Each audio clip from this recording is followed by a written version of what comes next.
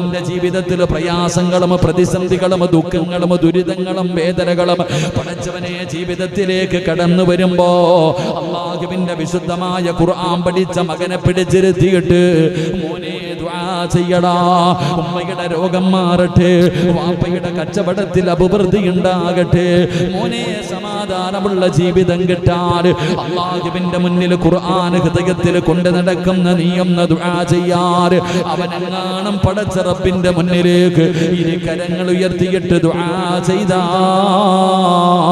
ആ ദുആയിക്ക് ഉത്തരമുണ്ടെന്ന് നബി മുഹമ്മദ് മുസ്തഫ സല്ലല്ലാഹു അലൈഹി വസല്ലമ തങ്ങൾ പഠിപ്പിക്കുമ്പോൾ അവന്റെ മഹത്വം നിങ്ങൾക്കറിയാനിട്ടാണ്. അവൻ അല്ലാഹു കൊടുത്തിരിക്കുന്ന സ്ഥാനം എന്താണ്? മഹാനായ പ്രവാചകൻ സല്ലല്ലാഹു അലൈഹി വസല്ലമ തങ്ങൾ പറയുകയാ, ആ മനുഷ്യൻ ഈ ലോകത്ത് നിന്ന് യാത്ര പറയുമ്പോൾ നിന്റെ പൊന്നാര മകനുണ്ടല്ലോ, അല്ലാഹുവിന്റെ വിശുദ്ധമായ ഖുർആൻ ഹൃദയത്തിൽ കൊണ്ട് നടക്കുന്നവനുണ്ടല്ലോ, അവൻ ഈ ലോകത്ത് നിന്ന് യാത്ര പറയുമ്പോ സക്കറാത്തിന്റെ അവസ്ഥയിൽ മരണത്തോട് മല്ലടിച്ചുകൊണ്ട് കിടക്കുമ്പോ അല്ലാഹുവിന്റെ മലക്കുകൾ ചോദിക്കുകയാ, അല്ലാ തഖാഫൂ വലാ തഹ്സനൂ വഅബ്ശിറൂ ബിൽ ജന്നാ.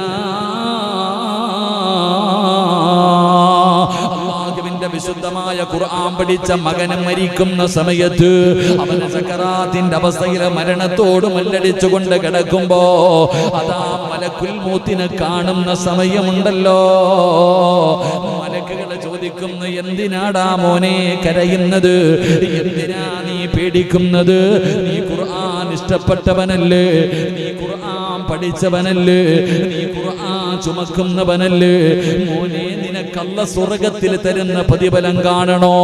നമ്മൾ മരിക്കുമ്പോ സ്വർഗം കണ്ടിട്ടാണ് മരിക്കുന്നത്. ഒരു മുഅ്മിൻ മരിക്കുന്ന സമയം അല്ലാഹുവിനെ ഭയന്നുകൊണ്ട് തഖ്വയായ ജീവിതം നയിച്ച് നടന്ന മനുഷ്യൻ മരിക്കുമ്പോ അവൻ സ്വർഗം കണ്ടിട്ടാണ് മരിക്കുന്നത്. എങ്കിൽ അല്ലാഹുവിന്റെ ഖുർആൻ പഠിക്കുന്നവർ മരിക്കുമ്പോൾ, അല്ലാഹുവിന്റെ ഖുർആൻ ചുമന്നവർ മരിക്കുമ്പോ സ്വർഗത്തിലെ ഇരിപ്പിടമാ അല്ലാഹ് കാണിച്ചു കൊടുക്കുന്നത്. ഇതാണ് സ്വർഗമെന്നല്ല പറയുന്നത്, ഇതാടാ നിനക്കല്ല തരുന്ന പ്രതിഫലം, സ്വർഗത്തിലെ നിന്റെ ഇരിപ്പിടം ഇതാടാ, സ്വർഗത്തിലെ നിന്റെ വീടിതാടാ. വഅബ്ശിറൂ ബിൽ ജന്നാ. സ്വർഗം ഇങ്ങനെ കാണിച്ചു കൊടുത്ത് സ്വർഗത്തിലെ തന്റെ സ്ഥാനം ഇങ്ങനെ കാണിച്ചു കൊടുക്കുകയാ. അല്ലാഹുവിന്റെ റസൂല് പറഞ്ഞു കിട്ടുന്ന രണ്ടാമത്തെ പ്രതിഫലം, മൂന്നാമത്തെ പ്രതിഫലം എന്തെന്നറിയോ? സുബ്ഹാനല്ലാഹ്,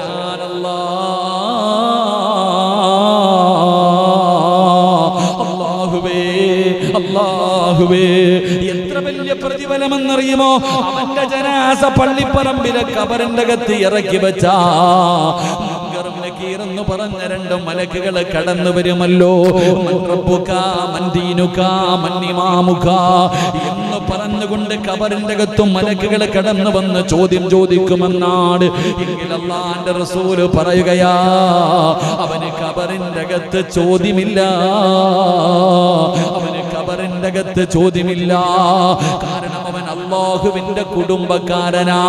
അല്ലാഹുവേ പടച്ചവനെ, അവൻ സാധാരണ ഒരു വ്യക്തിയല്ല, അല്ലാഹുവിന്റെ ഖുർആൻ പഠിച്ചവനാണ്, ആ ഖുർആനിനെ ഹൃദയത്തിൽ ചുമന്നവനാണ്. പള്ളിപ്പറമ്പിലെ ഖബറിന്റെ അകത്ത് മലക്കുകൾ വരുമ്പോ അതാ ഖുർആൻ പറയുന്നു, എന്നോട് ചോദിക്ക്, അവൻ ഉറങ്ങട്ടെ, അവൻ എന്റെ കൂട്ടുകാരനാണ്, അവൻ എന്നെ സ്നേഹിച്ചവനാണ്, അവൻ എന്നെ ചുമന്നവനാണ്, അവൻ എന്നെ ബഹുമാനിച്ചവനാണ്. അതുകൊണ്ട് അവനോട് ചോദിക്കരുത്, എന്നോട് ചോദിക്ക്, ഞാൻ പറയാമെന്ന് പറഞ്ഞ് പള്ളിപ്പറമ്പിലെ ഖബറിന്റെ അകത്ത് വെച്ച് മലക്കുകൾ അവിടെ നിന്ന് പടച്ചവനെ ആ ഖുർആൻ അവന്റെ ചോദ്യങ്ങൾക്ക് മറുപടി പറയുകയാ. എന്റെ പ്രിയമുള്ളവരെ, പായിപ്പാട് പള്ളിയുടെ ഖബർസ്ഥാനിൽ പള്ളി വെക്കാൻ നേരത്തിവിടുന്ന ഒരുപാട് ഖബറിന്റെ അകത്ത് നിന്ന് എല്ലും കഷ്ടം കിട്ടിയല്ലോ. ഒരുപാട് ഖബറുകൾ ഇന്ന് ഈ പള്ളി നിൽക്കുന്നത് ഖബറിന്റെ മുകളിലാണല്ലോ. എങ്കിൽ ഈ പായിപ്പാട് പള്ളിയിലെ ഖബർസ്ഥാനിൽ എവിടെയെങ്കിലും അല്ലാഹുവിന്റെ ഖുർആൻ പഠിച്ച ഒരു ഹാഫിദ് കിടക്കുന്നുണ്ടെങ്കിൽ, പൊന്നുപോലെ പ്രിയപ്പെട്ട സഹോദരാ, എത്ര കൊല്ലം കഴിഞ്ഞാലും നിങ്ങൾ പോയിട്ടൊന്ന് നോക്ക്. ഈ പായിപ്പാട് പള്ളികളെ ഖബർസ്ഥാനിൽ ഒരു ഹാഫിദ് മരിച്ചത് ഓർമ്മയുണ്ടെങ്കിൽ ആ ഹാഫിദിന്റെ ഖബർ എവിടെയാണെന്ന് തെരഞ്ഞു നോക്കിയിട്ട് നാളെ നിങ്ങൾ ചെന്നിട്ട് ആ ഖബറൊന്ന് മാന്തി നോക്ക്. സുബ്ഹാനല്ലാഹ്, വെച്ചതുപോലെ കിടക്കും സഹോദരാ. അവന്റെ ഖബറിന്റെ അകത്ത് അവന്റെ ശരീരം മണ്ണ് തിന്നൂല. അല്ലാഹുവിന്റെ ഖുർആൻ പഠിച്ചവന് മണ്ണ് തിന്നില്ല. നിങ്ങൾക്ക് സംശയമുണ്ടെങ്കിൽ, നിങ്ങൾക്കറിയുമെങ്കിൽ നാളെ ചെന്നിട്ട് നിങ്ങൾ മാന്തി നോക്ക്. മുത്തുനബിയാണ് പറഞ്ഞത്, ഖുർആൻ പഠിച്ചവന്റെ ശരീരം മണ്ണ് തൊടില്ല എന്ന് നബി മുഹമ്മദ് മുസ്തഫ. അള്ളാന്റെ ഖുർആൻ പഠിച്ചവന്റെ ശരീരം മണ്ണും പുഴുക്കളും തിന്നൂല. അത് അതുപോലെ തന്നെ കിടക്കും. അള്ളാഹു ഈമാൻ തരുമാറാകട്ടെ. നമ്മളൊന്ന് പോയി നോക്കിക്കേ. ഈ അടുത്തൊക്കെ അടക്കിയ ഖബറിന്റെ പലക ഇടിഞ്ഞിട്ട് കിടപ്പുണ്ട്. കാല് കാണാൻ, തല കാണാൻ, പലതും പള്ളിക്കാട്ടിൽ. എന്നാൽ ഖുർആൻ അതാണ്. ഖുർആൻ തൊടില്ല, മണ്ണ് തിന്നൂല, പുഴുക്കൾ തിന്നൂല, അതുപോലെ തന്നെ കിടന്നുറങ്ങും. അള്ളാഹു നമുക്ക് ഈമാൻ തരുമാറാകട്ടെ. അള്ളാഹു നമുക്ക് ഈമാൻ തരുമാറാകട്ടെ. നാളെ പടച്ച റബ്ബിന്റെ പരലോകത്തേക്ക് ഖബറിന്റെ അകത്ത് നിന്ന് എഴുന്നേക്കുമ്പോ തലയിലിരിക്കണ മുടി തട്ടിക്കളഞ്ഞിട്ട് ചോദിക്കും, ആരാപ്പ എന്നെ വിളിച്ചേ? ഉറക്കത്തിൽ നിന്ന് രാവിലെ കല്യാണം കഴിഞ്ഞ് ഫസ്റ്റ് നൈറ്റിൽ കടന്നുറങ്ങിയിട്ട് പുതിയാപ്പള ഉറക്കത്തിൽ നിന്ന് എഴുന്നേക്കണ പോലെ ഈ ഖുർആൻ പഠിച്ച മകന് പായിപ്പാട് പള്ളിയുടെ ഖബർസ്ഥാനിൽ നിന്ന് എഴുന്നേറ്റിട്ട് ചോദിക്ക, ആരാ വിളിച്ചുണർത്തിയേ? അല്ലാഹു ആരം പടച്ചോനെ. നാലിച്ചു വയ്ക്ക് നമ്മളുടെ അവസ്ഥയിൽ നാലിക്ക് നമ്മൾ എങ്ങനെ എഴുന്നേക്കാം? ഇവിടെ നിന്ന് ഓരോ മനുഷ്യനും എഴുന്നേക്കുന്ന രംഗം നിങ്ങളൊന്ന് ചിന്തിക്ക്. ഖുർആൻ പഠിച്ചവൻ എഴുന്നേറ്റിട്ട് ചോദിക്കുന്നു, ആരാ വിളിച്ചുണർത്തിയത്? അല്ലാ പടച്ചോൻ, ഇത് ആരാപ്പ നിക്കണേ? ഖബറിന്റെ അകത്ത് നിന്ന് എഴുന്നേറ്റ് നോക്ക, ആരാ നിക്കണ? ഒരാള് സുന്ദരനായി സുമുഖനായിട്ട് ഇങ്ങനെ നിക്ക. എടാ ചങ്ങാതി, എഴുന്നേക്ക്, നമുക്ക് പോകാം. മശ്റയാ, ഇന്ന് മശ്റയാ. അല്ലാഹുവാണ് വിളിച്ചിരിക്കുന്നത്, എഴുന്നേക്ക്. നീ ആരാടാ ചങ്ങാതി എന്നെ വിളിക്കാൻ? നീ ആരാ? എന്നെ ഞാൻ കണ്ടിട്ടൊന്നും ഇല്ലല്ലോ, നമ്മൾ തമ്മിൽ പരിചയമൊന്നും ഇല്ലല്ലോ. എടാ മോനെ, നീ ചുമന്നോണ്ട് നടന്ന ഖുർആനാടാ ഞാനാണ് പരിശുദ്ധമായ ഖുർആൻ. നീ എഴുന്നേക്ക്. വിളിച്ചുണർത്തിയിട്ട് പടച്ചവനെ നല്ല വസ്ത്രങ്ങൾ അങ്ങോട്ട് കൊടുക്കുക. സ്വർഗത്തിലെ വസ്ത്രം ധരിപ്പിക്കുക. ഏറ്റവും കൂടുതൽ വില കൂടിയ വസ്ത്രങ്ങൾ, അള്ളാഹുവിന്റെ സ്വർഗത്തിലെ വസ്ത്രങ്ങളൊക്കെ ധരിപ്പിച്ചിട്ട് ഇവന്റെ തലയിൽ കിരീടം വെച്ചു കൊടുക്കുന്ന, ഇവന്റെ ഉമ്മാക്കും ഉപ്പാക്കും കിട്ടണ അതിനും വേറെ. ഇവന്റെ ഈ ഖുർആൻ പഠിക്കുന്ന ഒരു വിദ്യാർത്ഥി, ആ വിദ്യാർത്ഥിയുടെ മാതാപിതാക്കൾക്ക് പോലും പ്രത്യേക പരിഗണനയുണ്ടെന്നാണ്. അപ്പൊ ഇവന്റെ തലയിൽ ഇങ്ങനെ വസ്ത്രവും വെച്ച് തൊപ്പിയൊക്കെ വെച്ചു കൊടുത്തിട്ട് ഖുർആൻ ഇങ്ങനെ കയ്യിൽ പിടിച്ചിട്ട് അള്ളാടെ മുന്നിൽ കൊണ്ടോ, പടച്ചവനെ, അള്ളാ ഇവന് സ്വർഗം കൊടുക്കണം തമ്പുരാനെ. അള്ളാടെ മുന്നിൽ ഞാനും നിങ്ങളും പടച്ച റബ്ബിന്റെ മുന്നിൽ നിന്നിട്ട് ഉരുക. ഉടുതുണിയുണ്ടോ? സുബ്ഹാനല്ലാഹ്. ഉമ്മ പ്രസവിച്ചിട്ടതുപോലെ നമ്മളൊക്കെ നിൽക്കുന്നത് നാളെ പടച്ച റബ്ബിന്റെ കോടതിയിൽ ഉടുതുണിയില്ലാതെ ചേലാകർമ്മം പോലും ചെയ്യേണ്ട അവസ്ഥയിലാണ് നമ്മൾ നിൽക്കുന്നത്. നാളെ ഇങ്ങനെ നിൽക്കുന്ന ദിവസം അള്ളാഹുടെ മുന്നിൽ നിന്ന് വിറയ്ക്ക ഒരാൾ പോലും തല ഉയർത്തില്ല എന്നാണ് ഹദീസിന്റെ കിതാബുകൾ പറയുന്നു. മുഖം പോലും ഉയർത്താൻ പേടിച്ചിട്ട് അത്രയും ഭയാനകമായ ദിവസം. നഫ്സി നഫ്സി പ്രവാചകന്മാര് പോലും കരയണമെങ്കിൽ ആ ദിവസം ചിന്തിക്കുക. അള്ളാഹുവിന്റെ പ്രവാചകന്മാര് പോലും സ്വന്തം കാര്യം ഓർത്തിട്ട് കരയ. മഹാനായ നബി മുഹമ്മദ് മുസ്തഫ സല്ലല്ലാഹു അലൈഹി വസല്ലമ തങ്ങൾ ഒരു സഹാബിയോട്, ഇബ്നു മസ്ഊദ് റളിയല്ലാഹു തആല അൻഹു ഖുർആൻ ഓതുകയെ അടുത്ത് വന്നിരുന്നിട്ട് പറഞ്ഞു, ഇബ്നു മസ്ഊദേ, എനിക്കൊന്ന് ഖുർആൻ ഓതി തരുമോ? ഇബ്നു മസ്ഊദ് റളിയല്ലാഹു തആല അൻഹു ചോദിച്ചു, നബിയെ, അങ്ങക്കല്ലേ ഖുർആൻ ഇറങ്ങിയേ, ഞാൻ ഓതി തരണോ? പ്രവാചകൻ സല്ലല്ലാഹു അലൈഹി വസല്ലം തങ്ങൾ പറഞ്ഞു, നീ ഓത്, എനിക്ക് നീ ഓതുന്നത് കേൾക്കാൻ വലിയ ഇഷ്ടമാണ്. അള്ളാഹുവിന്റെ പ്രവാചകൻ സല്ലല്ലാഹു അലൈഹി വസല്ലം തങ്ങൾ അവിടെ നിന്ന് പറഞ്ഞു, എനിക്ക് വേണ്ടി ഒന്ന് ഖുർആൻ ഓതിത്താ. മഹാനായ ഇബ്നു മസ്ഊദ് റളിയല്ലാഹു തആല അൻഹു പരിശുദ്ധമായ ഖുർആൻ സൂറത്തുൻ നിസാ ആണ് ഓതുന്നത്. അള്ളാന്റെ വിശുദ്ധമായ ഖുർആൻ സൂറത്തുൻ നിസാ ഇങ്ങനെ ഓതുകയാണ്. അള്ളാന്റെ റസൂൽ സല്ലല്ലാഹു അലൈഹി വസല്ലമ തങ്ങള് അവിടെ ഇങ്ങനെ കേട്ടുകൊണ്ടിരിക്കുകയാണ്. അതാ ഇങ്ങനെ ഓതി ഓതി വരികയാണ്. റബ്ബേ, പരിശുദ്ധമായ ഖുർആൻ ഇങ്ങനെ ഓതിക്കൊണ്ടിരിക്കുമ്പോ അതാ പരിശുദ്ധമായ ഖുർആൻ സൂറത്തുൻ നിസാ ഇങ്ങനെ ഓതിക്കൊണ്ടിരിക്കുകയാണ്.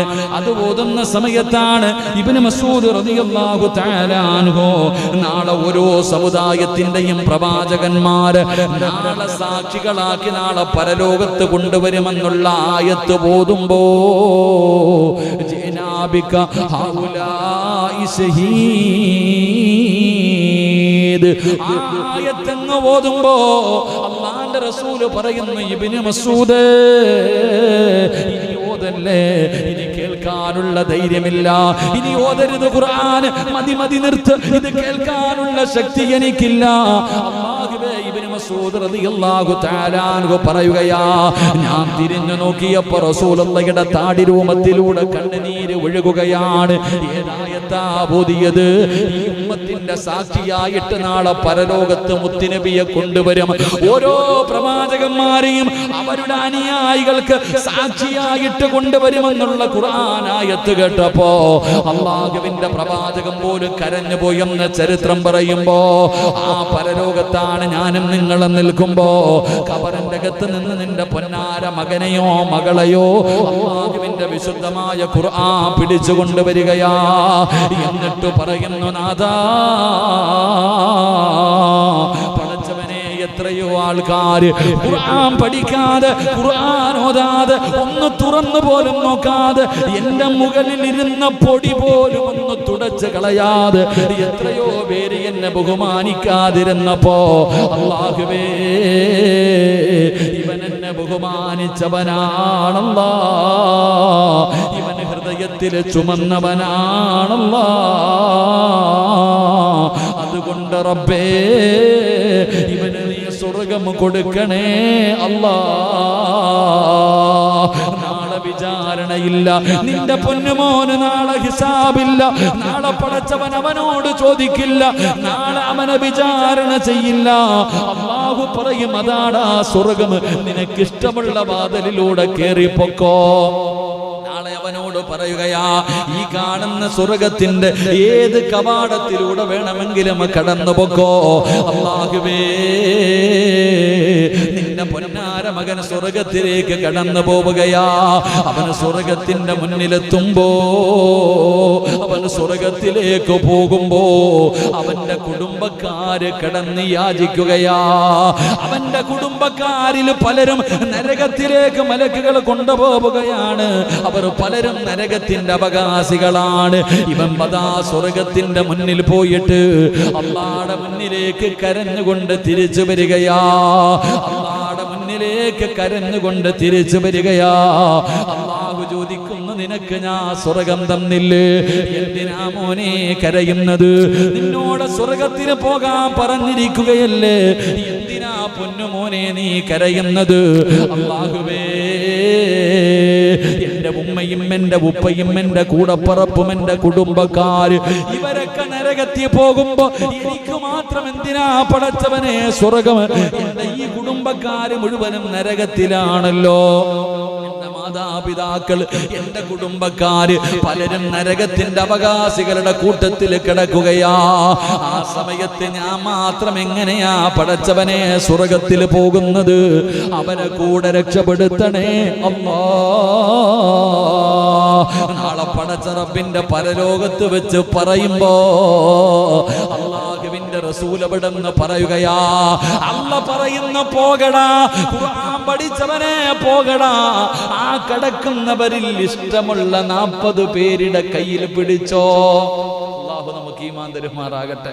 അല്ല പറയും, ആ കിടക്കണ ആര് വേണമെങ്കിലും എടുത്ത കുടുംബക്കാരല്ല, ഈ കിടക്കണ 40 പേരിൽ ആരെ വേണമെങ്കിലും പിടിച്ചോ, പോയിട്ട് കയ്യെ പിടിച്ചിട്ട് കൊണ്ടുപോകടാ സ്വർഗത്തിലേക്ക്. അള്ളാഹു അവസരം കൊടുക്കുമെന്ന് മുത്തുനബി മുഹമ്മദ് മുസ്തഫ. അപ്പോഴതിന്റെ വിലയേറിയ അതാ ഖുർആൻ, അതാണ് ഖുർആൻ. നാളെ പടച്ച റബ്ബിന്റെ പരലോകത്ത് വെച്ചിട്ട് 40 പേരുടെ കൈ പിടിക്കാം. ഒരെണ്ണം പോരാത്ത വീട്ടിൽ ഇവിടെ വീട്ടിൽ ഒരെണ്ണം പോരെ രക്ഷപ്പെടാൻ. അൽഹംദുലില്ലാഹ്. അല്ലാഹുവേ, ഞങ്ങളുടെ കത്ത എത്ര പുണ്യം ചെയ്തിട്ടുണ്ടാകും. അള്ളാഹു അദ്ദേഹത്തിന്റെ ഖബറിടം വിശാലമാക്കി കൊടുക്കുമാറാകട്ടെ.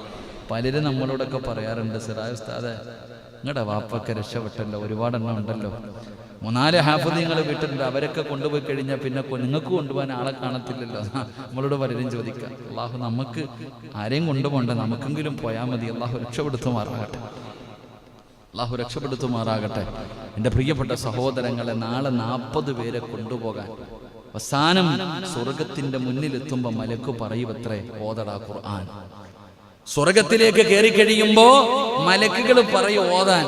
ഓരോ ആയത്ത് ഓതുമ്പോഴും ഇവന്റെ സ്ഥാനം ഇങ്ങനെ ഉയരുകയാണ്. പടച്ചവനെ പിന്നെ പിടിച്ചാൽ കിട്ടൂല. ഖുർആനിന്റെ അവസാനത്തെ മിനൽ ജിന്നത്തി വന്നാസ് എന്ന് ഓതുമ്പോ ഓൻ എവിടെ ആയിരിക്കും എന്ന് ചിന്തിച്ചു വയ്ക്കേ. അള്ളാന്റെ പരിശുദ്ധമായ ഖുർആനിലെ 114 അധ്യായങ്ങൾ, 6000-ൽ പരം വരുന്ന ആയത്തുകൾ ഇത് ഓതി കഴിയുമ്പോ എവിടെ എത്തി നിൽക്കണ പടച്ചവനെ.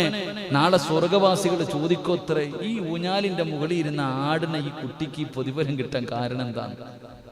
ആ ഇരിക്കണ മക്കൾ ആരാ?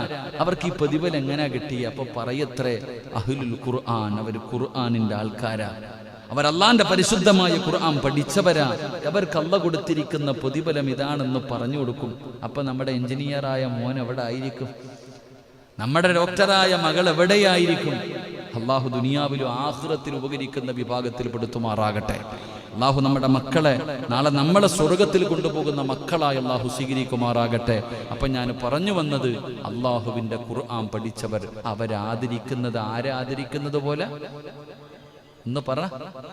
അള്ളാഹ് ആദരിക്കുന്നത് പോലെ. താടിയും തഴമ്പിലൊന്നും നോക്കരുത്, ചെറുതോ വലുതോ എന്ന് നോക്കരുത്. അവനോട് പറയണം, മോനെ ദുആ ചെയ്.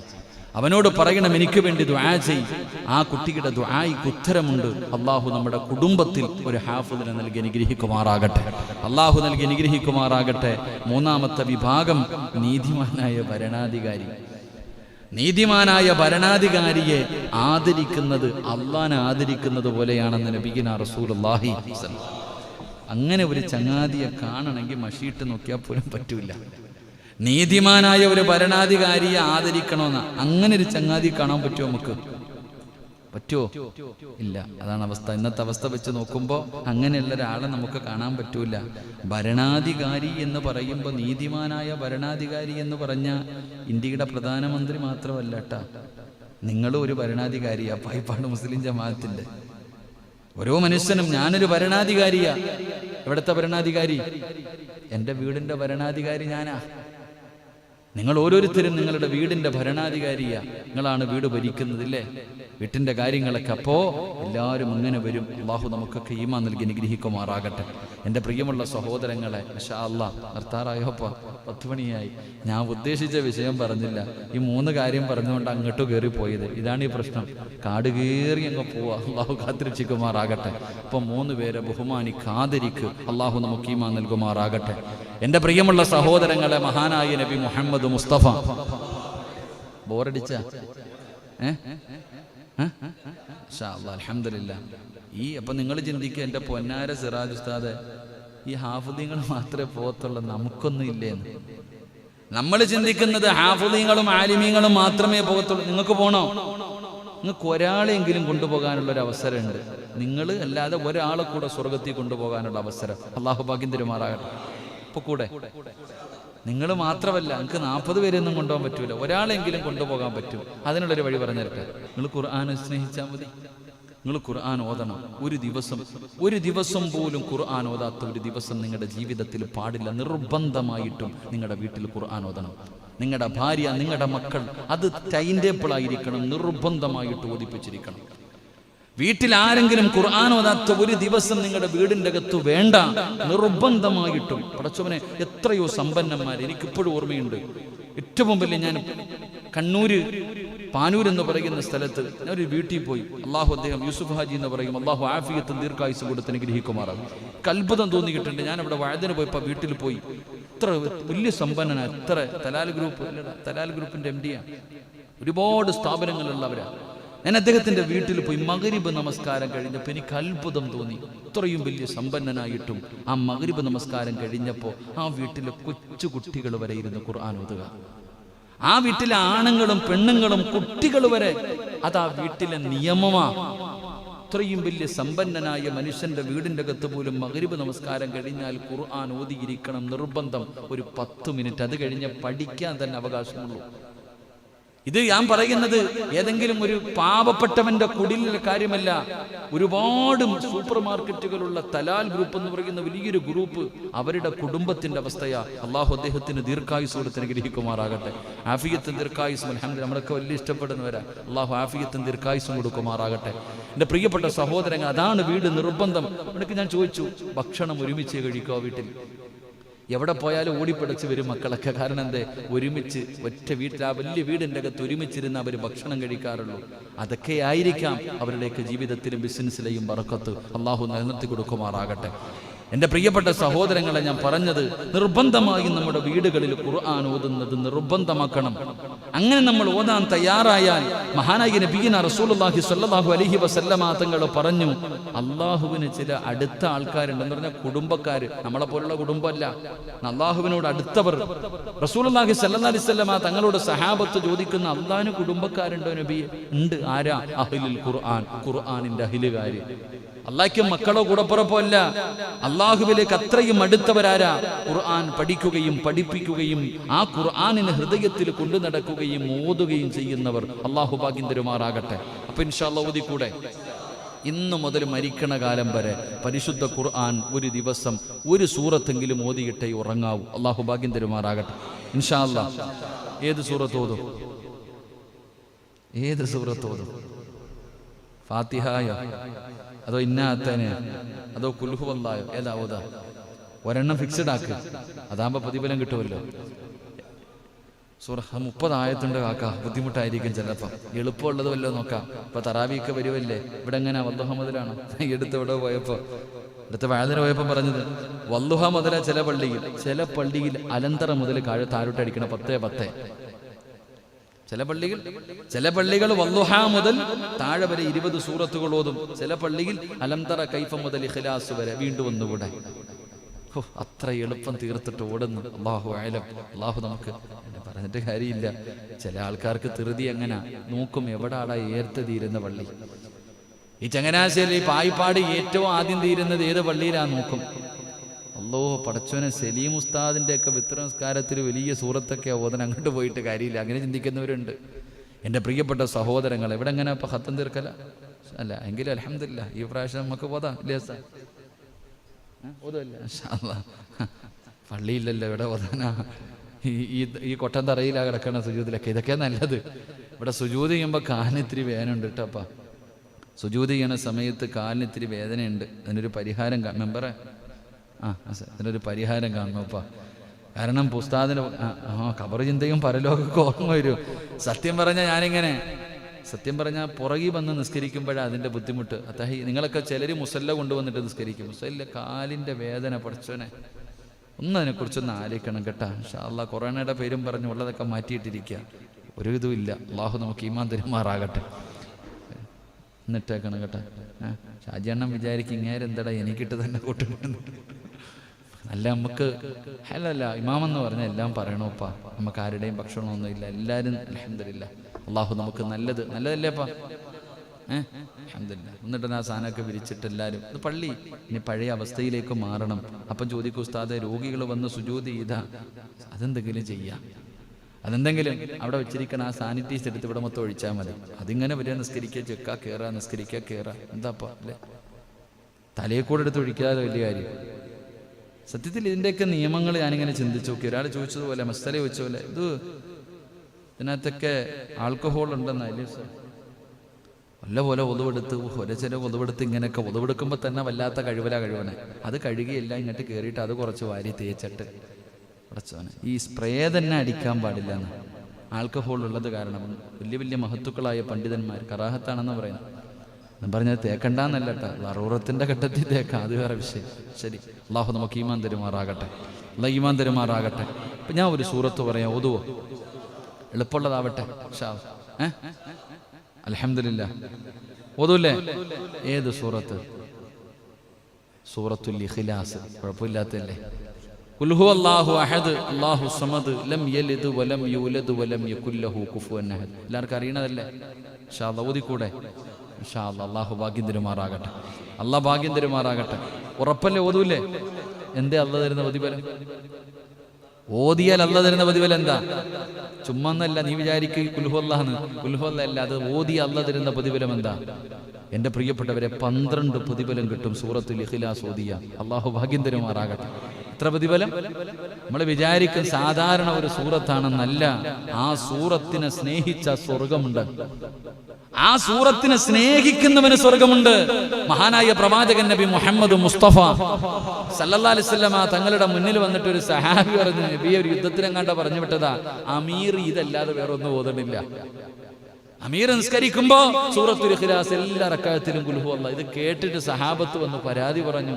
സല്ലല്ലാഹു അലൈഹി വസല്ലമ തങ്ങൾ വിളിച്ചിട്ട് വെച്ച്, എന്റെ ചങ്ങാതി നബി, എനിക്ക് ആ സൂറത്തിന് വലിയ ഇഷ്ടവാ, അള്ളാഹുടെ ഏകത്വത്തെ കുറിച്ച് പറയണതല്ലേ. എല്ലാ സഹാബികളും വിളിച്ചു വഴക്കു പറയുന്നു വിചാരിച്ചു. റസൂലുള്ളാഹി തങ്ങൾ ചോദിച്ചു, നീ എന്റെ ഈ സൂറ, എനിക്ക് ആ സൂറത്ത് ഇഷ്ടമാ നബിയെ, എനിക്ക് ആ സൂറത്ത് വലിയ ഇഷ്ടമാ. കാരണം അള്ളാഹുവിനെ കുറിച്ചല്ലേ പറയണേ. ഖുൽ ഹുവല്ലാഹു അഹദ് അല്ലാഹു സമദ്, അള്ളാഹിനെ കുറിച്ച് മാത്രമാ പറയണേ. അതുകൊണ്ട് എനിക്ക് വലിയ ഇഷ്ടം. മുത്തി നബി പറഞ്ഞു, നീ പൊക്കോളാൻ, നിനക്ക് സ്വർഗമുണ്ടെന്ന് നബി മുഹമ്മദ് മുസ്തഫ സല്ലല്ലാഹു അലൈഹി വസല്ലം. സഹാബികൾ വിചാരിച്ചത് അത് മാറ്റി അടുത്ത സൂറത്ത് ഓതണമെന്ന് പറയുമെന്ന. പ്രവാചകൻ പറഞ്ഞു, നീ പൊക്കോ. എന്നിട്ട് സഹാബത്തിനോട് പറഞ്ഞു കൊടുത്തു. ആ ചങ്ങായിയോട് പറഞ്ഞില്ല, സഹാബത്തിനോട് പറഞ്ഞു കൊടുത്തു. ആ സഹാബിക്ക് സ്വർഗമുണ്ട്. കാരണം എന്തേ? ആ സൂറത്ത് ഇഷ്ടപ്പെട്ടത് കൊണ്ട്. അതാ സൂറത്തുൽ ഇഖ്ലാസ്. 12 നന്മകളുണ്ടെന്ന. ഓരോന്നും നമുക്ക് പഠിക്കണം. അല്ലാഹു ഭാഗ്യം തരുമാറാകട്ടെ. അല്ലാഹു ഭാഗ്യം തരുമാറാകട്ടെ. അപ്പൊ ഇൻഷാ അല്ലാഹ് ഇന്ന് മുതൽ ഓതൂലേ? അല്ലാഹുവേ, പ്രതിഫലം എന്താ? മഹാനായ നബി മുഹമ്മദ് മുസ്തഫ സല്ലല്ലാഹു അലൈഹി വസല്ലമ തങ്ങൾ പറയുകയാണ്, ഈ സൂറത്ത് നിങ്ങൾ ഓതുകയാണെങ്കിൽ അല്ലാഹു നിങ്ങൾക്ക് തരുന്ന പ്രതിഫലം എന്തെന്നറിയുമോ? സൂറത്തുൽ ഇഖ്ലാസ് മാത്രമല്ല, ഏത് സൂറത്ത് ഓതിയാലും അല്ലാഹുവിന്റെ ഖുർആനിനെ സ്നേഹിച്ചതിന്റെ പേരില് അല്ലാഹു നിനക്ക് തരുന്ന പ്രതിഫലം എന്തെന്നറിയുമോ? എന്റെ പ്രിയമുള്ള സഹോദരാ,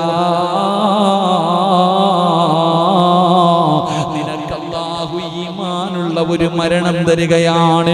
ഈമാനുള്ള ഒരു മരണം. അല്ലാഹു നിനക്ക് ഈമാനുള്ള ഒരു മരണം തരും. പടച്ചവനെ, നീ മരിച്ചു കിടക്കുമ്പോ നിന്റെ മയ്യത്ത് കാണുന്നവർ കൊതിക്കുകയാ, അല്ലാഹുവേ ഇതെന്തൊരു മരണമാണ് തമ്പുരാന്, എന്തൊരു പ്രകാശമാണ് തമ്പുരാന്, എന്തൊരു പുഞ്ചിരിയാണ് തമ്പുരാന്.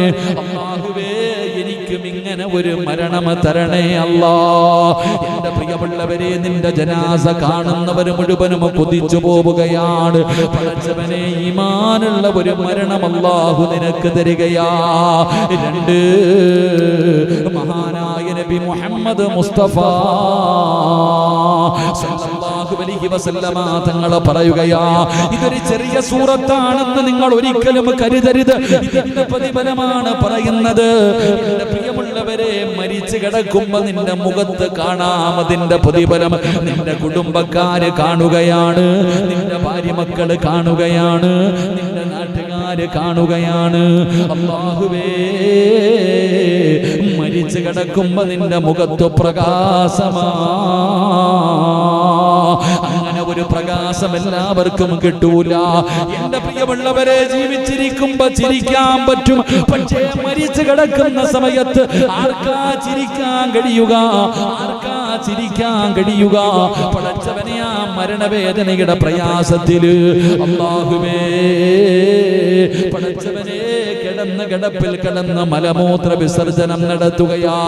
നിങ്ങൾ പലരുടെയും മയ്യത്ത് കണ്ടിട്ടുണ്ടല്ലോ, മുഖത്ത് നോക്കുമ്പോ തന്നെ ഭയമാണ്. മക്കളോട് പറയുന്നു, പോകണ്ട, പേടി തോന്നുമടാ പൊന്നുമോനെ.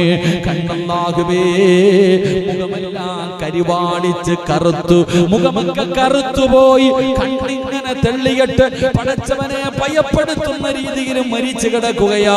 അല്ലാഹുവേ, അങ്ങനെ ഒരു മരണം തരല്ലേ തമ്പുരാന്. എന്റെ പ്രിയമുള്ള സഹോദരങ്ങളോട് പറയുകയാ, മരിച്ചു കിടക്കുമ്പോ കാണാൻ നിനക്ക് അല്ലാഹു തരുന്ന പ്രതിഫലം നിന്റെ മുഖത്ത് വല്ലാത്ത പുഞ്ചിരിയാണ്, നിന്റെ മുഖത്ത് വല്ലാത്ത പ്രകാശമാണ്. എന്റെ പ്രിയമുള്ളവരെ, ഇവിടെ ഇരിക്കുന്ന പലരും പടച്ചവനെ അത്തിപ്പറ്റ ഉസ്താദിന്റെ ഖബർ സിയാറത്ത് ചെയ്യാൻ പോയവരുണ്ടല്ലോ. ആ മഹാനവറുകൾ പടച്ചവനെ ക്യാൻസർ എന്ന് പറയുന്ന രോഗം പിടിച്ച് ഒരു ഭാഗം മുഴുവനും വല്ലാതെ പടച്ചവനെ അവിടെ നിന്ന് നല്ലതുപോലെ സംസാരിക്കാൻ പോലും കഴിയാത്ത അവസ്ഥയിൽ, പക്ഷേ മരിച്ചു കിടന്നപ്പോഴുള്ള പ്രകാശമുണ്ടല്ലോ, മരിച്ചു കിടന്നപ്പോഴുള്ള പ്രകാശമുണ്ടല്ലോ, ആ മുഖത്തെ പുഞ്ചിരിയുണ്ടല്ലോ. പടച്ചവനെ ഇതുപോലെ എത്രയോ മഹത്തുക്കള്, ഇതുപോലെ എത്രയോ പണ്ഡിതന്മാര് എന്റെ പ്രിയമുള്ളവരെ ഈ നാട്ടിലും നിങ്ങൾ ചിന്തിച്ചാ നിങ്ങൾക്ക് കാണാൻ കഴിയും. പലരും ചിരിച്ചുകൊണ്ട് കിടക്കുന്നത് കണ്ടവരാണ്. അതുകൊണ്ട് സഹോദരാ, അല്ലാഹു നിനക്ക് തരുന്ന ഒന്നാമത്തെ പ്രതിഫലം നിനക്ക് കാണാൻ പറ്റൂല, നിനക്ക് കാണാൻ പറ്റൂല. പക്ഷേ ജനാസ കാണാൻ വരുന്നവർക്ക് മുഴുവനും കാണാൻ കഴിയുകയാണ്. ഈമാനുള്ള ഒരു മരണം അല്ലാഹു നിനക്ക് തരികയാ. രണ്ട്, അല്ലാഹുവേ പടച്ചവനെ മലക്കുകൾ കരയുകയാണ്, മലക്കുകൾ കരയുകയാ. അല്ലാഹുവിന്റെ റസൂലല്ലേ പറഞ്ഞത്, അല്ലാഹുവിന്റെ റസൂലല്ലേ പറഞ്ഞത്, സഹാബാ പായിപ്പാട് ചില വീടുകളിലും മലക്കുകൾക്കറിയാം. ചില വീടുകളും മലക്കുകൾക്ക് പരിചയമുള്ള വീടാണെന്ന് നബി മുഹമ്മദ് മുസ്തഫ സല്ലല്ലാഹു അലൈഹി വസല്ലം തങ്ങൾ പറഞ്ഞു. മലക്കുകൾക്കറിയാം എന്റെ വീട്. ഇനിയിപ്പോ നമുക്കറിയോ? നിങ്ങൾ ഇരിക്കണ എല്ലാവരുടെ വീട് നിങ്ങൾക്കറിയോ? അറിയോ? അറിയില്ല. പക്ഷെ ആർക്കറിയാം? അള്ളാന്റെ മലക്കുകൾക്കറിയാം, അള്ളാഹുവിന്റെ മലക്കുകൾക്കറിയാം. മലക്കുകൾ ആകാശത്ത് നിന്ന് ഭൂമിയിലേക്ക് നോക്കുമ്പോ ചില വീട് പ്രകാശിക്കും അത്രേ. ഏത് വീട്? ഖുർആൻ ഓതുന്ന ഭവനം, ഖുർആൻ ഓതുന്ന വീട്. ഇനി ഏതെങ്കിലും ഒരു ദിവസം, എല്ലാ ദിവസവും നിന്റെ വീട്ടിൽ നിന്ന് ഖുർആൻ പാരായണം കേൾക്കാറുണ്ട്. ഒരു ദിവസം കേട്ടില്ലെങ്കിൽ മലക്കുകൾ പറയത്ര, അല്ലാ ആ സിറാജിന്റെ വീട്ടിൽ നിന്ന് ഖുർആൻ ഓതുന്നത് കേൾക്കണില്ലല്ലോ, അല്ലാ ആ ചങ്ങാതിക്ക് സുഖമില്ലെന്ന് തോന്നുന്ന പടച്ചവനെ ദുആ ചെയ്യത്രേ.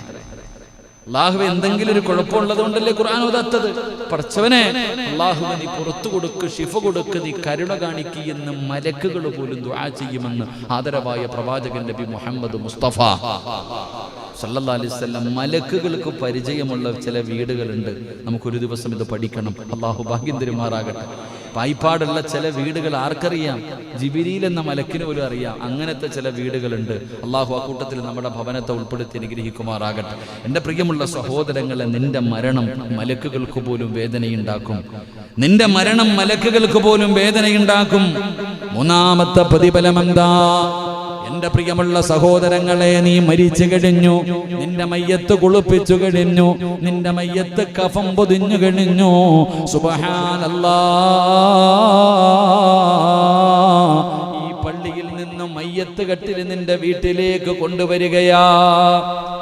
എന്റെ പ്രിയമുള്ള സഹോദരങ്ങളെ, മഹാനായ നബി മുഹമ്മദ് മുസ്തഫ സല്ലല്ലാഹു അലൈഹി വസല്ലമ തങ്ങൾ പറയുകയാണ്, പരിശുദ്ധമായ ഖുർആൻ ഓതുന്നവർക്ക് അല്ലാഹു തരുന്ന പ്രതിഫലം എന്താണ്? എന്റെ പ്രിയമുള്ള സഹോദരങ്ങളെ, മുഅ്മിനീങ്ങളെ, നിങ്ങളുടെ വീട്ടിലേക്ക് മയ്യത്ത് കട്ടിൽ കൊണ്ടുവരുമല്ലോ.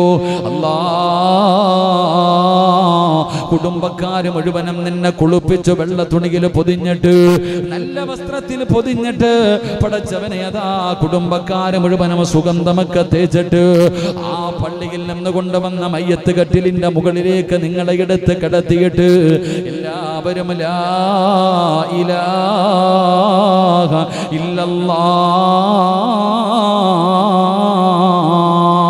എന്ന് പറഞ്ഞുകൊണ്ട് ജനാസ ചുമന്നുകൊണ്ട് വരുമല്ലോ. പള്ളിയിലേക്ക് നിങ്ങളുടെ മയ്യത്തുകൾ കൊണ്ടുവരുമല്ലോ. അല്ലാഹുവിന്റെ ഖുർആൻ ഓതുമെന്ന് തീരുമാനിച്ചവരെ അല്ലാഹുവിന്റെ ഖുർആനിനെ ബഹുമാനിക്കുമെന്ന് ആദരിക്കുമെന്ന് കരുതിയവര്, മനസ്സിൽ നിയ്യത്ത് ചെയ്തവര്, എന്റെ പ്രിയമുള്ളവരെ, എത്രയോ പേര് പരിശുദ്ധമായ ഖുർആനെന്ന് തുറന്നു നോക്കാത്തവരുണ്ട്. പല വീടുകളുടെയും അലമാരിക്കകത്തുള്ള ഒരു കാഴ്ച വസ്തുവായിട്ട് ഖുർആൻ മാറിയല്ലോ. പല വീടിന്റെയും ടിവിയുടെ അടിയിൽ, പല വീടിന്റെയും തട്ടുംപുറത്ത് പൊടിയടിച്ചിട്ടാണ് അല്ലാഹുവിന്റെ ഖുർആൻ കിടക്കുന്നത്. അതിന്റെ മുകളിലിരിക്കുന്ന പൊടിയൊന്ന് തുടച്ചു കളയാൻ, അതിന്റെ മുകളിലിരിക്കുന്ന പൊടിയൊന്ന് തുടച്ചു കളയാൻ പലരും തയ്യാറാകാറില്ല. അതൊന്ന് തുറന്നു നോക്കാറില്ല, തുറന്നു നോക്കാറില്ല. എന്റെ പ്രിയമുള്ളവരെ, ശാപമാണ്. ഉസ്താദേ, വീടിന്റെ അകത്ത് സമാധാനമില്ല, വീടിന്റെ അകത്ത് സന്തോഷമില്ല. പടച്ചവനെ, പരാതി പറയുന്ന പിതാക്കന്മാരോട്, നിന്റെ വീടിന്റെ അകത്തിരിക്കുന്ന ഖുർആൻ, അലമാരിക്കകത്ത് നിരത്തി വെച്ചിരിക്കുന്ന ഖുർആൻ, അത് നീ ഒന്ന് തുറക്കാതെ വരുമ്പോ, അതൊന്ന് തുറന്നു ഓതാതെ വരുമ്പോ, ആ ഖുർആൻ നിന്റെ വീടിന്റെ അലമാരിക്കകത്തിരുന്നിട്ട് ആ ഖുർആൻ പറയുന്നു, നാഥാ, എന്നെ ഒന്ന് തുറന്നു നോക്കുന്നത് പോലുമില്ല അല്ലാ. പടച്ചവനെ, എന്നെ ഓതുന്നില്ല തമ്പുരാന്, എന്നെ പാരായണം ചെയ്യുന്നില്ല തമ്പുരാന്, എന്റെ മുകളിലിരിക്കുന്ന പൊടി പോലും ഇവര് തുടയ്ക്കുന്നില്ല, ഇവരെന്നെ പരിഗണിക്കുന്നത് പോലുമില്ല. ആ ഖുർആൻ നിന്റെ വീടിന്റെ അകത്തിരുന്ന് നിനക്ക് ശാപമാ. ആ ഖുർആൻ നിന്നെ ശപിക്കുകയാണ്. പിന്നെ എങ്ങനെയാണ് നിന്റെ വീടിന്റെ അകത്ത് സമാധാനമുണ്ടാകുന്നത്, സന്തോഷമുണ്ടാകുന്നത്, നിന്റെ വീട്ടിൽ അഭിവൃദ്ധി ഉണ്ടാകുന്നത്, നിന്റെ വീടിന്റെ അകത്ത് ബറക്കത്തുണ്ടാകുന്നത്? അതുകൊണ്ട് എന്റെ പ്രിയമുള്ളവരെ, ഖുർആനിനെ ഹൃദയത്തിലേക്ക് ചേർത്ത് പിടിച്ചോ. നിർബന്ധമായിട്ടും പടച്ചവനെ, നീ നിന്റെ ഭാര്യയോട്, നിന്റെ മക്കളോട് പറയണം, മഗ്രിബ് നമസ്കാരം കഴിഞ്ഞാൽ ഒരു 5 മിനിറ്റെങ്കിലും ഈ വീടിന്റെ അകത്തിരുന്ന് ഖുർആൻ ഓതണം. അത് നിർബന്ധമാക്കണേ. അല്ലാതെ നീയും നിന്റെ കുടുംബം ഖുർആനിന്റെ ശാപം കിട്ടുന്നവരാകരുത്. എങ്കിൽ നിങ്ങൾക്ക് കിട്ടുന്ന പ്രതിഫലം എന്താ? എന്റെ പ്രിയപ്പെട്ട സഹോദരാ, എന്റെ പ്രിയപ്പെട്ട ചെറുപ്പക്കാരാ,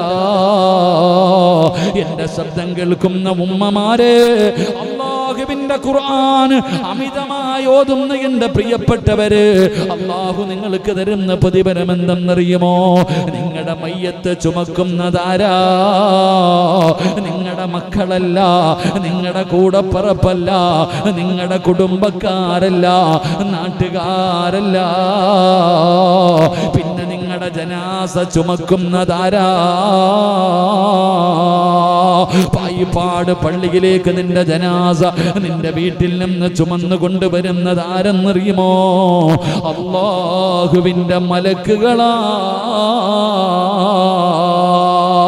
അല്ലാഹുവിന്റെ മലക്കുകൾ നിന്റെ മയ്യത്ത് ചുമക്കുകയാ. മലക്കുകൾ, ഖുർആൻ സ്നേഹിച്ചവര്, ഖുർആനിനെ ഇഷ്ടപ്പെട്ടവര്, ഖുർആൻ ഓതിയവർ, അവരെ ഖുർആനിന്റെ അഹ്ലുകാര്, അവരുടെ ജനാസ മലക്കുകൾ ചുമക്കുകയാ. ഇതിനേക്കാളും എന്ത് പ്രതിഫലമാണ് വേണ്ടത്? ജനിച്ച കാലം മുതൽ മരിക്കുന്ന കാലം വരെ പടച്ചവനെ സ്തുതിച്ചു കൊണ്ടിരിക്കുന്ന പടച്ച റബ്ബിന്റെ മലക്കുകൾ നിന്റെ ജനാസ ചുമക്കുകയാ. എന്റെ പ്രിയപ്പെട്ട സഹോദരാ, എന്റെ പ്രിയപ്പെട്ടവരോട്, പായിപ്പാട് പള്ളിയിൽ കബറ കുഴിക്കുന്നവരുണ്ടെങ്കിൽ, ഈ പള്ളിയിൽ കബറ കുഴിക്കുന്നവരോട് നിങ്ങൾ ചോദിച്ചു നോക്ക്, ആരുടെയെങ്കിലും മയ്യത്ത് കബറടക്കാൻ കബറ് വെട്ടിയപ്പോ മണ്ണിന് വല്ല സുഗന്ധവുമുണ്ടായിരുന്നോ? പായിപ്പാട് പള്ളിയിലെ കബറ് കുഴിക്കുന്നവരുണ്ടല്ലോ, കബറ് കുടിക്കണ ആരെങ്കിലും നിങ്ങൾക്ക് അറിയെങ്കിൽ പോയിട്ട് ചോദിക്കാം, ആരുടെയെങ്കിലും മയ്യത്ത് കബറടക്കുന്നതിന് വേണ്ടി കുഴിയെടുത്തപ്പോ വല്ല സുഗന്ധവും നിനക്ക് അനുഭവിക്കാൻ കഴിഞ്ഞിട്ടുണ്ടോ? അള്ളാഹു ഈമാൻ തരുമാറാകട്ടെ, അള്ളാഹ് ഈമാൻ തരുമാറാകട്ടെ. ഇതേപ്പോ ഖജാൻജി, ഇതിന് കുഴപ്പമുണ്ടോ ചങ്ങായിക്ക്?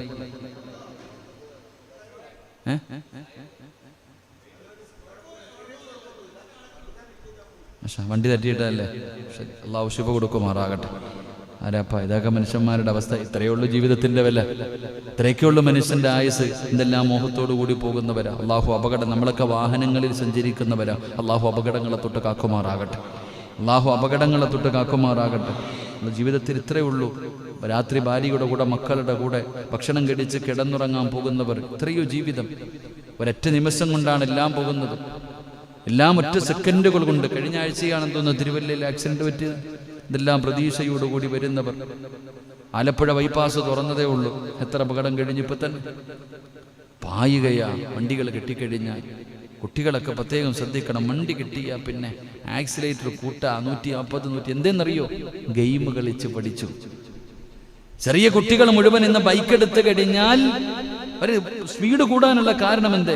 ഇപ്പൊ ഗെയിമുകൾ ഇതിങ്ങനെ ഓടിച്ച് പഠിച്ചു അവസാനം ഇപ്പൊ അങ്ങനത്തെ ബൈക്ക് ഇങ്ങനത്തെ ബൈക്ക്, പിന്നെ കയറിയിരുന്ന് കഴിഞ്ഞാൽ ഫ്ലൈറ്റിൽ ഓടുന്നത് പോലെ. അള്ളാഹു നമ്മുടെ മക്കളെ കാത്തിരക്ഷിക്കുമാറാകട്ടെ. അള്ളാഹു നമ്മുടെ മക്കളെ കാത്തിരക്ഷിക്കുമാറാകട്ടെ.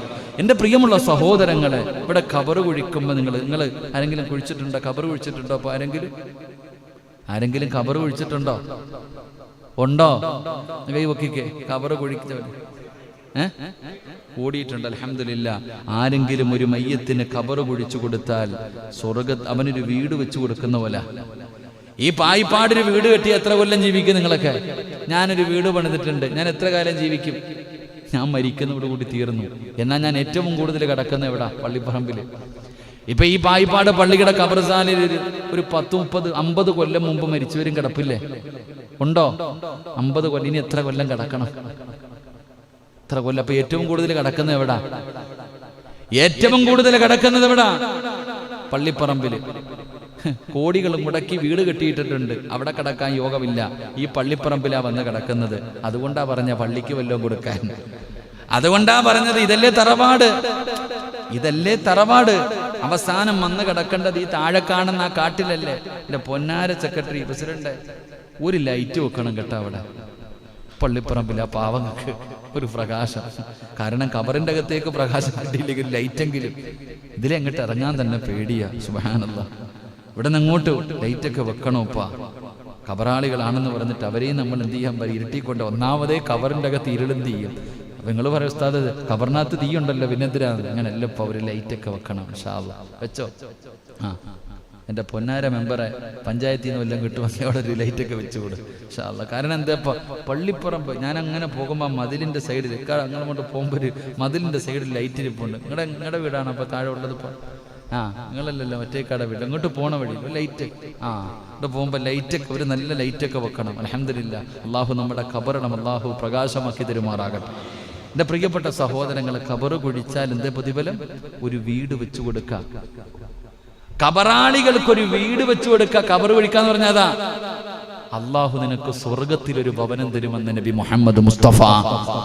ഖബർ നിനക്കെന്ന് പറഞ്ഞാൽ നിനക്ക് ഖബർ കുഴിക്കണ സമയത്ത് പോയി കൂടണം. എന്താ നിങ്ങൾക്കൊന്നും ഖബർ കുഴിക്കാൻ അറിയില്ല? ഇവിടെ ആരാപ്പ കുഴിക്കണത്? അത് വെളിയിൽ നിന്ന് വിളിക്കുമല്ലേ? ഇവിടെ അങ്ങനെ അതിനൊരു ബാച്ച് വേണം. അതാ ഞാൻ നേരത്തെ പറഞ്ഞത്. പള്ളിയിൽ ഖബർ കുഴിക്കാൻ അൽഹംദുലില്ലാ ചെറുപ്പക്കാരൊക്കെ ഖബർ കുഴിക്കാൻ മരിച്ചതിന് ശേഷമല്ലപ്പാ, നേരത്തെ ഒരു ഖബർ കുഴിച്ചിടണം. ആരോ പറഞ്ഞിട്ട് ഇടയ്ക്കിടയ്ക്ക് ഖബറി ഇറങ്ങി കിടക്കണ ഒരു ചങ്ങാതി ഉണ്ടായിരുന്നുണ്ട്. അൻസാരിയാണ് പറയാനിട്ട് ആരോ ഒന്നിറങ്ങി കിടക്കണോപ്പാ, അതൊരു വല്ലാത്തതാ. ഞാൻ ഇറങ്ങിയിട്ടുണ്ട് ഖബറിൻ്റെ അകത്ത്. ഖബറിൻ്റെ അകത്തൊക്കെ ഒന്ന് ഇറങ്ങി നിൽക്കണം, ഒന്ന് നോക്കണം, ഒന്ന് കിടന്നൊക്കെ നോക്കണം. അത് വലിയ പാവമൊന്നുമില്ല, നല്ലതാ. അവസാനം അവിടെ പോയി കിടക്കേണ്ടവരാണെന്നുള്ള ബോധം വരുമല്ലോ. ഒറ്റയ്ക്ക് ഖബറിനൊക്കെ പോയി എന്നിട്ടൊന്ന് ഇറങ്ങി നിൽക്കണം. ഖബറിൻ്റെ അകത്തൊക്കെ ഒന്ന് ഇറങ്ങി ഒന്ന് കിടന്ന് നോക്കണം, നീളമൊക്കെ കറക്റ്റാണോ. നമുക്ക് പേടി അങ്ങോട്ട് പോകാൻ തന്നെ. ഷൗക്കണ്ണൊക്കെ ഇത്തിരി നീളമുള്ളതുകൊണ്ട് ഇപ്പം ഞങ്ങളൊക്കെ ഇത്തിരി നീളമുള്ളവരാ. ഇത്തിരി ഖബറിന് ഇത്തിരി സാധാരണ പോരാ, ഇത്തിരി നീളത്തിൽ വേണം ഇൻഷാ അല്ലാഹ്. ഷൗക്കണ്ണൻ പേടിച്ചു പോയോ? നല്ല അള്ളാഹു ദീർഘായുസ്സ് കൊടുക്കുമാറാകട്ടെ. പാവം അൽഹംദുലില്ലാ. ഷൗക്കണ്ണൻ പറഞ്ഞിരിക്കുന്നത് നേരത്തെ വെട്ടിയിടണമെന്നല്ലേ? എൻ്റെ പ്രിയപ്പെട്ട സഹോദരങ്ങളെ, ഖബർ കുഴിക്കാൻ കൂടണം കേട്ടോ. ഖബർ കുഴിക്കുന്നത് കണ്ടാൽ ഇൻഷാ അല്ലാഹ് ജമാഅത്ത് ഇപ്പം തീരുമാനിച്ചിട്ടുണ്ട് നേരത്തെ കുഴിച്ചിടാൻ, നേരത്തെ ഖബർ കുഴിച്ചിടാൻ. ഖബർ കുഴിക്കുന്ന സമയത്ത് പോയിട്ട് ഒരു മമ്മട്ടി കൊണ്ടെങ്കിലും ഒന്ന് വെട്ടിക്കൂട്. കാരണം ഒരു വീട് വെച്ചു കൊടുക്കുക. ഒരു ഖബറാളികൾക്ക് നീ ഒരു വീട് വെച്ചു കൊടുക്കുക. ആ വീട് വെച്ചു കൊടുക്കുന്നതിന് പകരം അല്ലാഹ് എവിടെ വീട് തരും? സ്വർഗത്തിൽ വീട് തരും. അപ്പൊ ഇനി മുതൽ ഖബർ കുഴിക്കുമ്പോൾ കൂടുവോ? ഇവിടെ ചെറുപ്പക്കാർ ഒരുപാട് പേര്, ചങ്ങായിമാരെ ഇനി പള്ളിപ്പറമ്പിൽ ഇറങ്ങണം ഖബർ വെട്ടാൻ കേട്ടോ. മാരൊക്കെ പഠിപ്പിക്കണം. എല്ലാവരും ഖബർ വെട്ടാൻ അറിയുന്ന ഒരാൾ മതി, പിന്നെ ബാക്കിയൊക്കെ പഠിക്കാൻ. വാഴയ്ക്ക് വീട്ടിൽ തെങ്ങിന് പോലും കുഴിയെടുക്കാത്ത ടീമുകളാണ്. എൻ്റെ പ്രിയപ്പെട്ട സഹോദരങ്ങൾ, അള്ളാഹു നമുക്ക് ഈമാൻ തരുമാറാകട്ടെ. ഞാൻ പറഞ്ഞത് ഖബറ് കുഴിക്കുന്ന സമയത്ത് ചിലർക്ക് ഖബറ് വെട്ടുമ്പോൾ ഒരു മണം, ഒരു സുഗന്ധം. ചില ആൾക്കാരെ ഖബറടക്കുന്നതിന് വേണ്ടി ഖബറ് കുഴിക്കുന്ന സമയത്ത് മണ്ണിന് പോലും സുഗന്ധം. ആരുടെ മണ്ണ്? ആർക്ക് വേണ്ടി ഖബറ് കുഴിക്കുമ്പോഴാ? അല്ലാഹുവിന്റെ ഖുർആനിനെ സ്നേഹിച്ചവരുണ്ടല്ലോ, പരിശുദ്ധമായ ഖുർആനിനെ ഹൃദയത്തിൽ ചുമക്കുന്നവരുണ്ടല്ലോ, മക്കളെ ഖുർആൻ അനുസരിച്ച് ജീവിപ്പിക്കുന്നവരുണ്ടല്ലോ, മക്കളെ ഖുർആൻ പഠിപ്പിക്കുന്നവരുണ്ടല്ലോ. എൻ്റെ പ്രിയമുള്ളവരെ, നിങ്ങൾ വിചാരിക്കും ഞാൻ വെറുതെ പറഞ്ഞതാണെന്ന്. ഒരിക്കലുമല്ല. തെളിവ് വേണോ? മഹാനായ നബി മുഹമ്മദ് മുസ്തഫ സല്ലല്ലാഹു അലൈഹി വസല്ലമ തങ്ങളുടെ സഹാബിയാണ് സഅദ് ഇബ്നു മുആദ് റളിയല്ലാഹു തആല അൻഹു. ചെറുപ്പക്കാരനായിരുന്നു. 36ാമത്തെ വയസ്സിലാണ് സഅദ് ഇബ്നു മുആദ് തങ്ങൾ വഫാത്താകുന്നത്. മുസ്ലിമായത് 30ാമത്തെ വയസ്സിൽ. എത്രാമത്തെ വയസ്സിൽ മുസ്ലിമായി? 30. എത്രാമത്തെ വയസ്സിൽ മരണപ്പെട്ടു? 36. 6 വർഷമേ മുസ്ലിമായി ജീവിച്ചുള്ളൂ. നമ്മൾ 50ഉം 60ഉമായി. അള്ളാഹു കാക്കുമാറാകട്ടെ. 6 വർഷം മുസ്ലിമായി ജീവിച്ച ഈ സഹാബി മരിച്ചപ്പോ അള്ളാന്റെ അർശ് പോലും കുലുങ്ങി എന്ന് ചരിത്രം പറയാ. ഈ 6 കൊല്ലം മുസ്ലിമായി ജീവിച്ച സഹാബി മരിച്ചപ്പോ അള്ളാഹുവിന്റെ അർശ് പോലും കുലുങ്ങി എന്ന് ചരിത്രം പഠിപ്പിക്കുന്നു. അള്ളാഹു ഈമാൻ തരുമാറാകട്ടെ. അപ്പൊ അതല്ലേ വിശ്വാസി? 60 കൊല്ലം ജീവിച്ചില്ല, 6 കൊല്ലം ജീവിച്ച ഈ 36 വയസ്സുകാരനായി സഹാബി. 36 38 വയസ്സ് ഓർമ്മയില്ല. 6 കൊല്ലമേ ജീവിച്ചുള്ളൂ ചരിത്രം പറയുന്നു. 6 അല്ലെങ്കിൽ 8 വയസ്സ്. ഈ ചുരുങ്ങിയ കാലം ജീവിച്ച ഈ സഹാബി മരിച്ചപ്പോ അള്ളാന്റെ അർശ് പോലും കുലുങ്ങി. ചരിത്രം പറയുകയാ, ഈ സഹാബിയുടെ മയ്യത്ത് കാണാൻ പോയവർക്ക് കൊതി തോന്നി. കാരണം മുഖത്ത് പ്രകാശം, വല്ലാത്ത പുഞ്ചിരിയായിരുന്നു. സഅദ് ഇബ്നു മുആദ് റളിയല്ലാഹു തആല അൻഹു ആ സ്വഹാബി മരിച്ചപ്പോഴാണ് അല്ലാഹുവിന്റെ അർശ് കുലുങ്ങിയത്. പടച്ചവനെ, മലക്കുകൾക്ക് പോലും സങ്കടമായത്. പടച്ചവനെ, പ്രവാചകൻ പറയുകയാണ്, എൻ്റെ പ്രിയമുള്ളവരെ, ആ സ്വഹാബിയുടെ മുഖത്ത് വല്ലാത്ത പ്രകാശമായിരുന്നു, വല്ലാത്ത പുഞ്ചിരിയായിരുന്നു. അല്ലാഹുവേ, മലക്കുകളാണ് ജനാസ ചുമന്നത്, മലക്കുകളാണ് ജനാസ ചുമന്നത്. അല്ലാഹുവിന്റെ പ്രവാചകൻ സല്ലല്ലാഹു അലൈഹി വസല്ലമ തങ്ങൾ തള്ളവരള കുത്തികെട്ടാണ് നടക്കുന്നത്, തള്ളവരള കുത്തികെട്ടാണ് മുത്തുനബി നടന്നത്. ഖബറടക്കാൻ നിൽക്കുമ്പോ പ്രവാചകന്റെ മുട്ട്, അതാ പ്രവാചകൻ തള്ളവരള കുത്തികെട്ട് നിൽക്കുകയാണ്. അല്ലാഹുവിന്റെ റസൂലിനോട് അതാ ഖബറടക്കി കഴിഞ്ഞപ്പോ സഹാബത്ത് ചോദിക്കുന്നു, നബിയേ, യാ റസൂലല്ലാഹ്, അല്ലാഹുവിന്റെ പ്രവാചകരെ, എന്തേ നബിയേ തള്ളവിരൽ കുത്തിയിട്ട് നിന്നത്? സഹാബാ, സ്ഥലമില്ല സഹാബാ, കാല് കുത്താ സ്ഥലമില്ല സഹാബാ. ആകാശ ലോകത്ത് നിന്ന് 70,000 മലക്കുകൾ ഇറങ്ങി വന്നു, 70,000 മലക്കുകൾ ഇറങ്ങി വന്നു. എനിക്ക് കാല് കുത്താൻ പോലും സ്ഥലമില്ല, എന്റെ തള്ളവിരൽ കുത്തിയിട്ട് നിന്നതാണ് സഹാബാ. 70,000 മലക്കുകൾ. ഇതിനെക്കാലം നിനക്കെന്ത് പ്രതിഫലമാ? ഈ സ്വഹാബിക്ക് കിട്ടിയ പ്രതിഫലമാണ്. എന്റെ പ്രിയമുള്ളവരെ, ചരിത്രം പറയുകയാണ്, ഖബറ് കുഴിക്കുന്ന മനുഷ്യനുണ്ടല്ലോ, ഖബറ് കുഴിക്കുമ്പോ മണ്ണിന് വല്ലാത്ത സുഗന്ധമാ, മണ്ണിന് വല്ലാത്ത സുഗന്ധമാ. പടച്ചവനെ, ഖബറിന്റെ അവസാനം പണികടിഞ്ഞപ്പോ ഖബറിന്റെ അടിയിൽ നിന്ന് ഒരു പിടി മണ്ണ് വാരുകയാണ്. ഖബറിന്റെ അകത്ത് നിന്ന് അവസാനം ആരും കാണാതെ ഒരു പിടി മണ്ണ് വാരി തന്റെ മടിയിൽ വെക്കുകയാണ്, തന്റെ മടിയിൽ വെക്കുകയാണ്. ഖബറൊക്കെ അടക്കി തന്റെ വീട്ടിലേക്ക് കടന്നു ചെന്നു. ഈ മനുഷ്യൻ വീട്ടിൽ ചെന്ന് നോക്കുമ്പോ വീടിന്റെ അകത്ത് വല്ലാത്ത പരിമളമോ, വീടിന്റെ അകത്ത് വല്ലാത്ത സുഗന്ധമാ. ഈ മനുഷ്യൻ അവിടെ നിന്ന് നോക്കുകയാണ്, എവിടെ നിന്നാ പടച്ചവര് ഈ സുഗന്ധം അടിക്കുന്നത്? എവിടെ നിന്നാണ്? അല്ലാഹുവേ, നോക്കുമ്പോ സഅദ് ഇബ്നു മുആദ് മുആദ് റളിയല്ലാഹു തആല അൻഹുവിന്റെ ഖബറിന്റെ അകത്ത് നിന്ന് വാരിയ മണ്ണിലാ പടച്ചവനെ വല്ലാത്ത സുഗന്ധമായിരുന്നു. അവിടുന്ന് ചരിത്രം പറയുകയാണ്, ആ മനുഷ്യൻ അവിടുന്ന് സ്വപ്നം കാണുകയാ. സഅദ് ഇബ്നു മുആദ് റളിയല്ലാഹു തആല അൻഹുവിനെ സ്വപ്നം കാണുകയാണ്. അവിടുന്ന് ചോദിക്കുന്നു, സഅദേ, ഖബർ കുടിച്ച മനുഷ്യനുണ്ടല്ലോ, അവിടുന്ന് സ്വപ്നത്തിൽ കണ്ടപ്പോ അവിടുന്ന് ചോദിക്കുന്നു, സഅദേ, നീ മരിച്ചപ്പോൾ അല്ലാഹുവിന്റെ അർശ് പോലും കുലുങ്ങിയല്ലോ, എല്ലാവരും കരഞ്ഞപ്പോ നിന്റെ മുഖത്ത് പുഞ്ചിരിയായിരുന്നല്ലോ, നിന്റെ ജനാസ ചുമന്നൽ മലക്കുകളായിരുന്നല്ലോ, 70,000 മലക്കുകൾ നിന്റെ ജനാസ ഖബറടക്കാ കടന്നു വന്നല്ലോ. ഖബർ കുടിച്ചപ്പം മണ്ണിനു പോലും സുഗന്ധമാ, ഖബറിലെ മണ്ണിന് പോലും സുഗന്ധമാ. എങ്ങനെ കിട്ടി മുആദ്? എങ്ങനെയാണ് നിനക്ക് ഈ പ്രതിഫലം കിട്ടിയത്? മഹാനായ സഅദ് ഇബ്നു മുആദ് റളിയല്ലാഹു തആല അൻഹു പറഞ്ഞ മറുപടി എന്തെന്നറിയോ? ഞാൻ ഓതിയ ഖുർആനിന്റെയും ഞാൻ പിടിച്ച സുന്നത്ത് നോമ്പിന്റെയും പ്രതിഫലമാ. ഞാൻ ഖുർആൻ ഓതിയതിന് പടച്ച റബ്ബ് എനിക്ക് തന്ന പ്രതിഫലമാ. ഈ ചരിത്രം നമുക്ക് മറക്കാൻ കഴിയുമോ? ഈ ചരിത്രമാണ് തെളിവ്.